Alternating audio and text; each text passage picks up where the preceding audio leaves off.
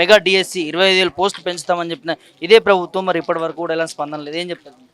ఇది ప్రభుత్వం పూర్తిగా విఫలమైందనే చెప్పాలి. ఎందుకంటే ఇచ్చిన హామీలు ఏదైతే ఉందో మెగా డిఎస్సి కానీ గ్రూప్ 2, గ్రూప్ 3 పోస్టులు పెంచి మళ్ళీ గ్రూప్ 1 పోస్టులో 1:100 తీద్దామని ఏదైతే హామీలు ఇచ్చిందో ఆ హామీలు నెరవేరకపోవడం వల్ల నిరుద్యోగులు ఉద్యమ బాట పట్టారు. అదే మన ఈ ప్రభుత్వం పూర్తి వైఫల్యం చెందిందనే చెప్పుకోవాలి. ఈ 6 నెలల్లో అన్ని పోస్టులు 2 లక్షల పోస్టులు ఇస్తామన్న ప్రభుత్వం ఏదైతే ఉందో ఇప్పుడు దాకా 2 లక్షలు కాదు కదా, ఒక్క పోస్టు కూడా ఇవ్వని దుస్థితి కనబడ్డది. అదేవిధంగా ఇవాళ మోతీలాల్ నాయక్ దీనికి ఆమరణ నిరాహార దీక్ష చేపడుతున్న గాంధీ హాస్పిటల్లో. సో ప్రభుత్వం నుంచి ఎటువంటి రిప్రజెంటేటివ్ ఇప్పుడు దాకా లేదు, వెళ్ళలేదు.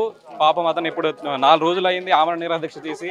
ప్రభుత్వం నుంచి ఎటువంటి స్పందన రావట్లేదు. విద్యార్థులు రోడ్ ఎక్కారు. ఇటు ఎగ్జామ్స్ దగ్గర డేట్లు వచ్చేస్తున్నాయి. ఈ డేట్లు ఎగ్జామ్ డేట్ ప్రకారమే నిర్వహిస్తామని చెప్తున్నారు. గ్రూప్ 2, 3 మా ప్రధాన సమస్య ఏదైతే ఉందో ఇప్పుడు గ్రూప్ 2, 3 పోస్టులు 2 ఏమో 2,000 పెంచి 3 ఏమో 3,000కు పెంచి మళ్ళీ నోటిఫికేషన్ దీన్ని మళ్ళీ తిరిగి నిర్వహించాలని కోరుకుంటూ మాకు కొంచెం సమయాన్ని కూడా ఇవ్వాలి. ఎందుకంటే ఎగ్జామ్ మీద ఎగ్జామ్ పెట్టేసి చదువుకోవడానికి గ్యాప్ లేకుండా చేస్తున్నారు. సో అందువల్ల నిరుద్యోగులు తీవ్ర దీనికి దిగ్భ్రాంతికి గురై కేటీఆర్ గారు అంటే బీఆర్ఎస్ పార్టీ సహాయం తీసుకోవడానికి వచ్చి అంటే ఇలా మీరు ఏరుకోరు తెచ్చుకున్నారు కదా ఇదే ప్రభుత్వాన్ని. మేము ఇదే ప్రభుత్వాన్ని దించడానికి ముఖ్య ఉద్దేశం మా నిరుద్యోగులకు సరైన న్యాయం జరగట్లేదని, వాళ్ళు కాంగ్రెస్ ప్రభుత్వం దొంగ హామీలు ఇచ్చి మమ్మల్ని మాయమాటలు చెప్పేసి మా దగ్గర నుంచి మేము ఓట్లు వేసి గెలిపిస్తే ఇవాళ ఆ ప్రభుత్వం మమ్మల్ని నిరుద్యోగులను పట్టించుకోవట్లేదు. సో మేము దాన్ని ఇప్పుడు ప్రధాన ప్రతిపక్షంగా ఉన్న మేము అంతకుముందు అధికార పార్టీ వాళ్ళందరినీ కలవడం జరిగింది. వాళ్ళతో మా బాధల్ని విన్నపించాము. వాళ్ళు పట్టించుకోవడం లేదు. కారణం ఈ మన శ్రీధర్ బాబు గారు, మంత్రి శ్రీధర్ బాబు గారిని మరియు ఎమ్మెల్యే కాంగ్రెస్ పార్టీ అందరు ఎమ్మెల్యేని కలవడం జరిగింది. మరియు అందరినీ కలిసిన తర్వాత వాళ్ళు అన్న మాట ఏంటంటే మేము పట్టించుకోము, మేము ఈ డేట్ ప్రకారం ఎగ్జామ్స్ నిర్వహిస్తాం, ఏం చేసుకుంటే చేసుకోండి అని చెప్పడం జరిగింది. ఇలా చెప్పడం తగ్గు కాదు. మాకు ప్రధాన ప్రతిపక్షం ఏదైతే ఉందో మాకు కేటీఆర్ సార్ గారు ఒకసారి కలిసి మా బాధల్ని మేము విన్నవించుకోవడం జరిగింది. అప్పుడు ఆ సార్ మాకు పాజిటివ్గా రెస్పాండ్ అయ్యి మేము అధికారంలోకి వచ్చిందే ఉద్యమం చేసి, సో మీ నిరుద్యోగుల బాధల్ని మేము తప్పకుండా నెరవేరుస్తాము, ఎక్కడికైనా వస్తామని మాకు హామీ ఇవ్వడం జరిగింది.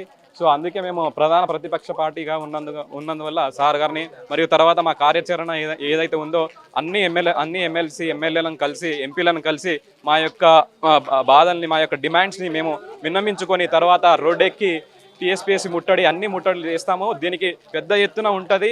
ఇది ఇంతటితో ఆగదు. ఇది ఎక్కడికైనా వెళ్ళి మా డిమాండ్స్ని మేము ఆగమని ఈ మీడియా సాక్షిగా చెప్పుకుంటున్నాం. బీఆర్ఎస్ పార్టీ మద్దతు కోరడానికి కొంతమంది ప్రతిపక్ష అధికార పార్టీ కానీ వీళ్ళు విమర్శిస్తూ ఉన్నారు. వీళ్ళు కావాల్సుకొని మా ప్రభుత్వం పైన విమర్శలు తీసుకొస్తా ఉన్నారు అని చెప్పి.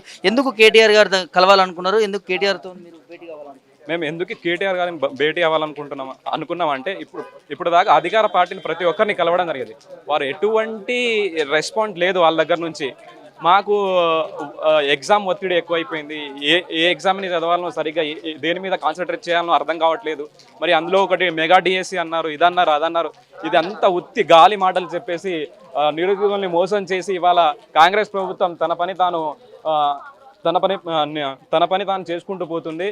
సో మా కేటీఆర్ గారిని కలవడానికి ప్రధాన ఉద్దేశం ఏంటంటే మాకు ప్రతిపక్ష నేతగా ఉన్న కేటీఆర్ గారు మా హామీల్ని నెరవేర్చే సాధనలో తమ వంతు కృషి మాకు కావాలి. ఎందుకంటే మేము కూడా ప్రభుత్వంతో పోట్లాడాలంటే మాకు ప్రతిపక్ష నేతలు కూడా అవసరం ఉంది కాబట్టి కలవడానికి రావడం జరిగింది. ఏం చెప్తున్నాం మొత్తానికి మీ కార్యాచరణ ఏంటి? ఇంతకుముందు మీరు చెప్పినట్టుగానే ఒకవేళ ప్రభుత్వం ఇంకా కూడా స్పందించకపోతే ఇచ్చేటటువంటి హామీలు కూడా ఇప్పటి వరకు నెరవేర్చిన దిశగా నడిపిస్తూ ఉంది. ఏం చెప్తున్నారు?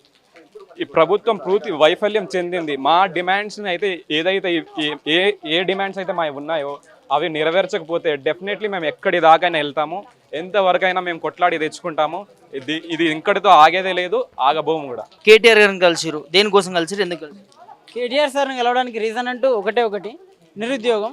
ఎక్కడైతే కాంగ్రెస్ పార్టీ అధికారంలోకి రాకముందరో ఎక్కడైతే అడ్డగోలు హామీలు ఇచ్చి వచ్చిన సంవత్సరంలో 2 లక్షల ఉద్యోగాలు ఇస్తామని ఎక్కడైతే చెప్పడం జరిగిందో ఇప్పుడు అధికారంలోకి వచ్చినాక ఆ మాట పూర్తిగా తప్పడం జరిగింది.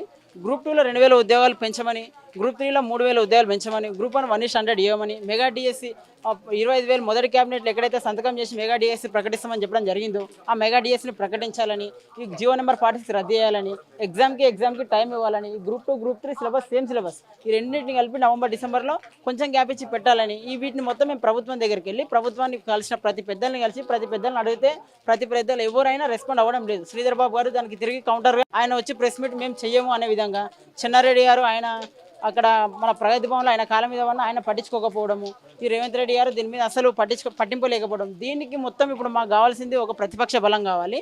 దీనికి మద్దతుగా ఇప్పుడు ప్రధాన ప్రతిపక్షమైన బీఆర్ఎస్ పార్టీ, దానికి వర్కింగ్ ప్రెసిడెంట్ అయిన మన కేటీఆర్ సార్ గారు మాకు ఆయన ఇప్పుడు సహాయం చేస్తారనే ఉద్దేశంతో ఆయన వచ్చి మేము నిరుద్యోగులు మేము వచ్చి ఆయనను కలిసి ఆయన అడగడం జరిగింది. ఆయన కూడా మాకు పూర్తి మద్దతు ఇచ్చి ప్రెస్ మీట్ పెట్టడం జరిగింది. ఏం చెప్పారు ఏం మాట్లాడారు? మా దగ్గర ఏం మాట్లాడంటే మీరు కాంగ్రెస్ పార్టీకి మాటలకు, మీరు కాంగ్రెస్ పార్టీ ఇచ్చిన హామీలకు మీరు ఏ విధంగా అయితే ప్రబోలం చెంది మీరు ఏ విధంగా అయితే కాంగ్రెస్ పార్టీని అధికారం తీసుకొచ్చారో, కాంగ్రెస్ పార్టీ ప్రస్తుతం మిమ్మల్ని పట్టించుకుంటలేదు. మీ తరఫున మేము కొట్లాడతాం అసెంబ్లీలో. మీకు అంటే నెక్స్ట్ అసెంబ్లీ స్టార్ట్ అవుతుంది. అసెంబ్లీ సెషన్లో మీకోసం మేము ఉంటాం, మీకోసం మేము నిలబడతాం, ఖచ్చితంగా మీ సమస్యని చట్టసభల్లో ప్రశ్నిస్తాం ప్రభుత్వాన్ని అనే విధంగా మాకు మంచి హామీ ఇవ్వడం జరిగింది కేటీఆర్ గారు. ఓవరాల్గా ఇవాళ కేటీఆర్ గారు కలిసిన తర్వాత మీ కార్యాచరణ ఏంటి? మా కార్యాచరణ అంటే కేటీఆర్ చెప్పిన విధంగా అయితే ప్రతి మంత్రిని కలవండి, ప్రతి ఎమ్మెల్యేని కలవండి, ప్రతి ఎమ్మెల్సీని కలవండి, ప్రతి రాజ్యసభ సభ్యుని కలవండి, ప్రతి లోక్సభ సభ్యుని కలవండి, ఎవరిని వదలకండి, ప్రతి ఒక్కరికి రిప్రజెంటేటివ్ ఇవ్వండి. వాళ్ళకి ఇచ్చిన తర్వాత వాళ్ళ దగ్గర మీరు బయట ఒక ప్రెస్ మీట్ పెట్టండి వచ్చి కలిసినట్టు. ఇది మొత్తం ఏమవుతుందంటే దీన్ని సోషల్ మీడియాలో రాష్ట్రం అంతా స్ప్రెడ్ అయిపోతుంది. దాని తర్వాత మేము ఎప్పుడైతే అసెంబ్లీ సెషన్ స్టార్ట్ అవుతుందో వీటిని ఆధారంగా తీసుకొని ప్రభుత్వానికి గట్టి నిలదీస్తాం. మీకు న్యాయం జరిగే విధంగా మేము ముందుంటాం. మీరు చేయాల్సిన పని మాత్రం ఇదే అనే కార్యాచరణ కేటీఆర్ గారు ప్రకటించారు.